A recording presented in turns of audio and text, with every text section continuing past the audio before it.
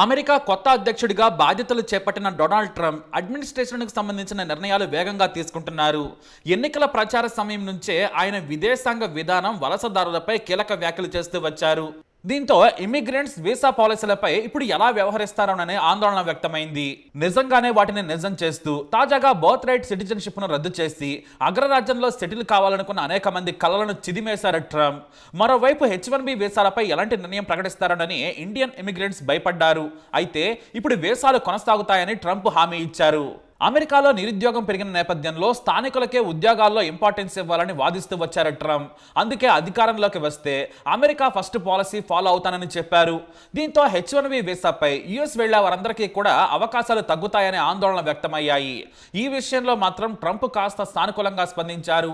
H1B వీసాలు ఎప్పటిలాగే కొనసాగుతాయని స్పష్టం చేశారు. స్కిల్ టాలెంట్ ఉన్న వారికి అమెరికా ఎప్పుడూ వెల్కమ్ చెబుతోంది. వాళ్ళు ఖచ్చితంగా వస్తారని ఆకాంక్షిస్తున్నానని చెప్పారు ట్రంప్. అమెరికాను సుసంపన్నం చేయడంలో వారి పాత్ర చాలా కీలకమని కూడా అన్నారు. అయితే కేవలం ఇంజనీర్లు మాత్రమే కాకుండా అన్ని రంగాలకు చెందిన వారిని అమెరికాకు ఆహ్వానిస్తామని ట్రంప్ చెప్పారు.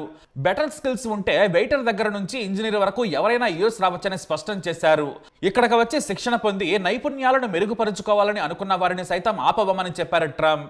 అంటే మొత్తంగా టాలెంటర్స్ కి మాత్రం అమెరికా మోస్ట్ వెల్కమ్ చెబుతుంది. ఇక ట్రంప్ ప్రచారంలో కీలక పాత్ర పోషించి తాజాగా ఆయన అడ్మినిస్ట్రేషన్ లో భాగమైన బిలియనీర్ ఎలాన్ మస్క్ సైతం H1B వీసా పాలసీకి సపోర్ట్ చేశారు. ఇతర పెద్ద కంపెనీల అధినేతలు సైతం ఈ విధానం కొనసాగాల్సిన అవసరం ఉందని స్పష్టం చేశారు. ఈ వీసా వల్లే తనలాంటి వారు అమెరికా వచ్చి సెటిల్ కాగలిగారని మస్క్ చాలా సందర్భాల్లో గుర్తు చేశారు కూడా. అలాగే తన నేతృత్వంలోని ప్రముఖ కంపెనీలు టెస్లా, స్పేస్ ఎక్స్ నిర్మాణంలో కూడా H1B వీసాదారులది కీలక పాత్ర అని తెలియజేశారు. వీరంతా దేశ నిర్మాణంలో కీలక పాత్ర పోషిస్తున్నారని చెప్పారు. అందుకే స్కిల్ టాలెంట్ ఉన్న వారిని ఆహ్వానించడం మంచిదని చెప్పారు. ఇక బాధ్యతలు స్వీకరించిన 2 రోజుల్లోనే ట్రంప్ అనేక కీలక నిర్ణయాలు తీసుకొని సంచలనం సృష్టించారు. అందులో బర్త్ రైట్ సిటిజన్షిప్ రద్దు ముఖ్యమైంది. ఇతర దేశాల నుంచి అమెరికాకు వలస వచ్చిన వారికి చట్టబద్ధంగా అక్కడ ఉండే అనుమతి లేకపోయినప్పటికీ వారికి అక్కడ పుట్టిన పిల్లలకు మాత్రం పుట్టుకతో పౌరసత్వం లభిస్తుంది. టూరిస్టు, విజిటింగ్, స్టూడెంట్ ఇలా ఎలాంటి వీసా పైన వెళ్ళినా అక్కడ పిల్లలను కంటే వారికి పుట్టుకతోనే పౌరసత్వం ఇచ్చేవారు. కానీ ఇప్పుడు ఆ అవకాశం లేకుండా పోయింది.